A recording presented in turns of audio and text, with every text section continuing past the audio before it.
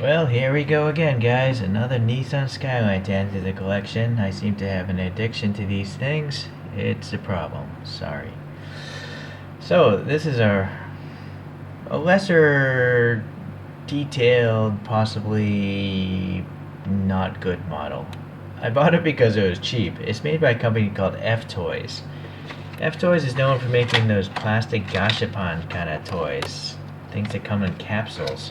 But clearly this is like a blister pack version. It's weird, I couldn't find any branding on this card. There's no box. And let's see. You had to install your own mirrors, and apparently the hood opens up. So that's all the information. I was only able to figure out this was made by F-Toys because I did a search here for Japanese Classic Car Collection 164 BNR32, and then I figured it out. Okay, well, let's take a look. They're kind of going for a Kyosho look with this plastic stand. Oh, and it's just a friction fit on the stand here as well. I'll put the mirrors on later, I think. So this is the 8th generation Skyline, being a R32, and according to the good old real Nissan website, saying here this thing actually won 29 victories in 4 seasons in the Japan Touring Car Championship for 3 years, between 90 and 93. And it was never defeated in those 4 seasons, so that's pretty impressive. It says it's supposed to be making around 280 horsepower out of the inline 6, and it has all-wheel drive. But I think this might have been the time frame where all the Japanese companies had a gentleman's agreement saying none of their cars could make more than 280 horsepower. So possibly this made a lot more, but they never published it. And that's just a weird thing that they did for a while, the Japanese companies. You would think that would defeat their success in other export markets, but maybe they didn't care about this because I don't think it was exported out of Japan. I could be mistaken, but okay, well, let's take a closer look at this guy. Now, this model is all plastic. There's no sort of die-cast at all. F-Toys, I don't think, makes die-cast metal toys. I think they're always going to be plastic. So looking at this angle, yeah, I can still notice a panel gap. It's not so bad because it's a dark metallic color, but it's there. You know, it's not bad, I guess. There's the back. That doesn't open, but it does seem like this gap is wider. Okay, so the paint itself doesn't seem so bad. I mean, it looks like it's a die cast. The quality of it, in fact, it might be smoother than most die casts. Look at the reflections. Like, there's no orange peel that I can see. It's relatively smooth, so that's nice. It's got some raised up painted black wiper blades, but no black molding around here. It's weird. It's got a weird casting line there, but it's not painted black. It's also got casted in a rear view mirror. Okay, so going to the back here, we got some red inserted taillights. I think they're inserted from the inside, and then molded in Skyline. And then there is a badge printed here.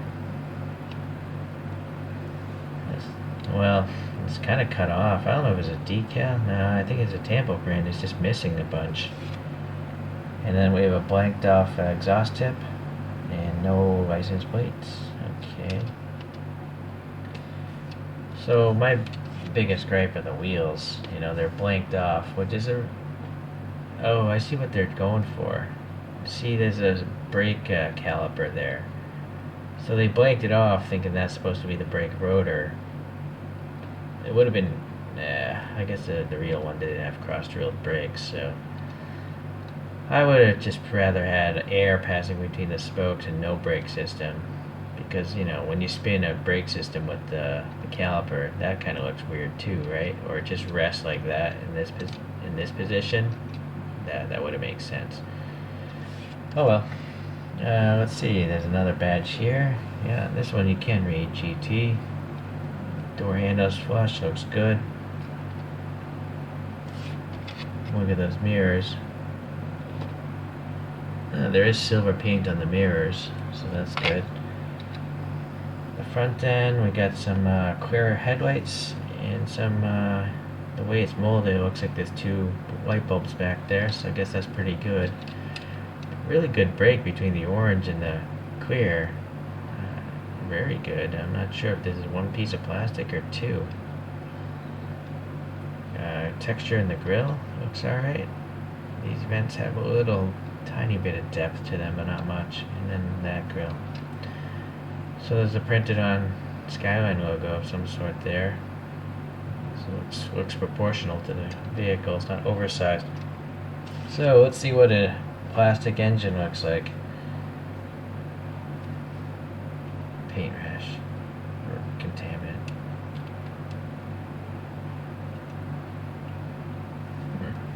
It's awfully loose. Oh, well, the whole thing can come off, so if you want to do like a garage scene or something. Well, you know, I guess it's alright. Compared to other brands, there's actually a lot of detail going on. You know, you can actually see the plumbing and stuff and a tiny bit of color. But truthfully, for me, it's more of a gimmick because I'm not going to display my model in the hood up position. Let's see, you can slide that back, I guess.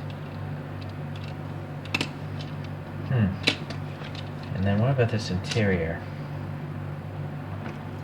Yeah, those are some cloudy windows. Oh boy. Yeah, so there's molded detail. You just can't really see any of it. And then there's no screws holding it together. I imagine, being all plastic, that's probably just like a snap fit.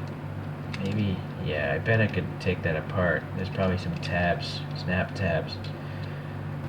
So I was curious, you know, how the thing was put together. And here are the pieces. Here's the interior, by the way. It's okay, I guess. The floor's kind of cut out for some odd reason, not sure why. But here's the main reason why I'm putting this part in here. Why is there a piece of metal? It's not a... It's actually slightly magnetic. So why would this company put a magnet in here? It's not a strong magnet, because if I go on the outside, it's not sticking to this, but on the inside it will stick to it. So I was thinking maybe it's a refrigerator magnet, but no, it's simply not strong enough. If anyone can guess why there would be a little magnet in the back end of this chassis, please leave a comment. This is a weird mystery. There's some strange mysteries going on in this hobby.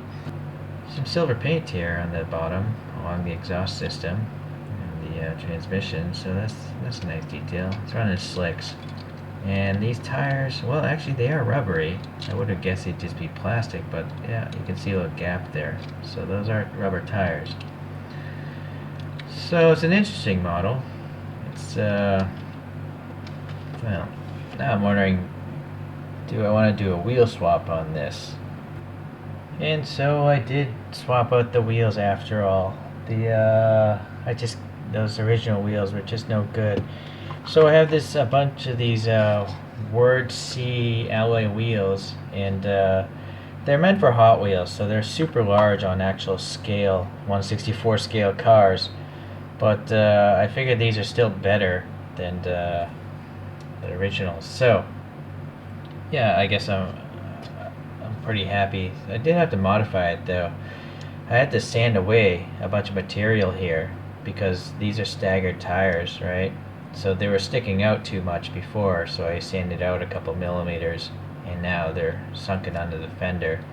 I rather wish that this WORDC brand of wheels just had 4 identical skinny tires, because not every car model has giant rear wheels like this, right?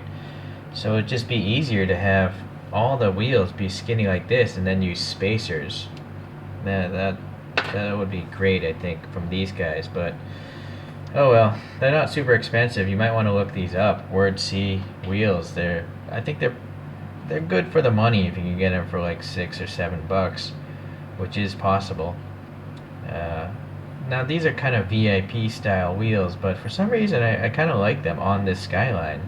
You know, they're not quite BBS mesh wheels, but they're really kind of different. I've never seen wheels like this. So, and yeah, you do have the exposed axle, but seeing how the whole wheel is silver, I guess that's just a chromed center cap, that axle end. Alright, well, let's put it up on the spin thing here. And in fact, I'm not sure if I actually compared to the photos. I probably should have done that before the wheel swap, but we know those wheels were garbage anyways, right? I put on the mirrors as well. They were simple enough. They're just like a friction fit. But looking at the body, if you could just ignore the wheels for a second, I think F-Toys did a really good job duplicating this car. The only thing really missing is the black paint on the windows. That's the big oversight, right? But I think I have a suspicion this model was like $3 or $4 when it was brand new. Whenever these things first came out, I don't know. I didn't see a date on that card. Okay. Well, let's let this thing go for a spin. And I do have one other R32 I thought I'd bring out. That would be the Mini GT version, which is a Nismo S-Tune. So it's got holes in the bumper. So slightly different bodywork as well. But you know, the Mini GT as usual is nice. Really great for the price. It's a good value. But now that I have this other R32, I don't know, which one do you guys like more? Yeah, if only this F-Toys had black printing on the windows with this nice set of aftermarket wheels. I think it's actually a really good model. Yeah, right? Well, that's just me. Okay, well, as usual, if you like Skylines, this video is for you guys. You might want to try an F-Toys if you can find them for cheap on eBay or wherever. Or if you live in Japan, I'm sure they're everywhere, convenience stores or whatever, wherever they're sold. Alright then, well, thanks for checking out the videos, and I'll see you the next time.